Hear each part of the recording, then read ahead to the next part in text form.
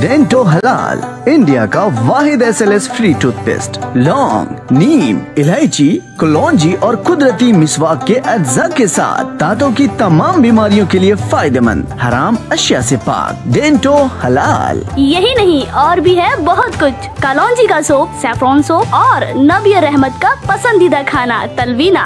याद रखिए हमारे प्रोडक्ट्स हैदराबाद के तमाम हलाल स्टोर्स पर दस्तयाब हैं। कैसे इतने सिपाही मारे गए, हिंदुस्तान से मोहब्बत और मुझे इंटरनेशनल कहते ना, तो आपकी हुकूमत में आपने क्या किया? कुछ नहीं जवाब देंगे। अब मेरे भाई, अब चीन आंखें दिखा रहा है। हम चीन से भी कहना चाह रहे हैं, ऐ चीनी, याद रखो। हाँ, चीन का अखबार लिखा, मुसलमानों पे जुल्म हो रहा हिंदुस्तान में, इसलिए ऐसा कर रही गवर्नमेंट। अरे चीन, हमारे घर का झगड़ा हम निपटा लेंगे, तुम फिक्र मत करो। हमने अल्लाह ने इतनी हमको ताकत दी है, जब निपटा लेंगे। मगर याद रखो, अगर हिंदुस्तान की सार्वजनिक का मामला आएगा तो चीन अवैसी सबके साथ खड़ा होकर हिंदुस्तान की बात करेगा। और हिंदुस्तान की फौज में जो मुसलमान सिपाही है, वो मुसलमान भी है, हिंदुस्तानी भी है।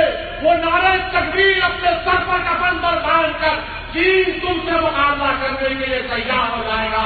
जब कारगिल के ऊंची पहाड़ियों पर हमने पाकिस्तानी फौज को नहीं बख्शा, चीनी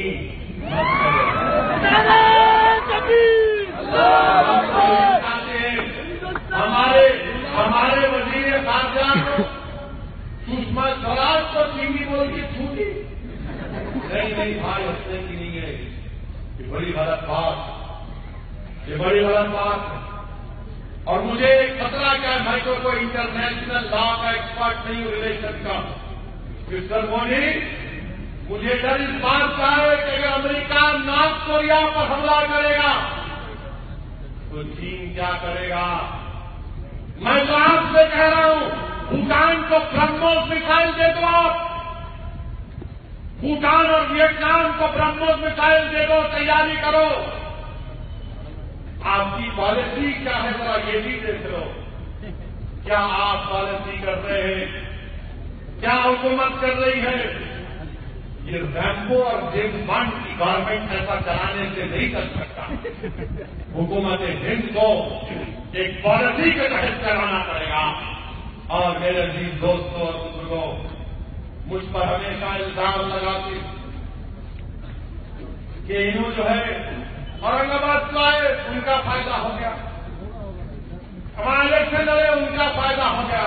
अच्छा पार्टियों, अब ये बताओ, प्रेसिडेंट का इलेक्शन हुआ, कांग्रेस की सबसे बड़ी लीडर, उनकी सदर ने मुझ पर टेलीफोन से बात की, उनके बहुत बड़े लीडर मुझ पर फोन से बात किया, कहे कि मिस्टर ओवैसी, आप और आपके पहले हमारी तारीफ करो।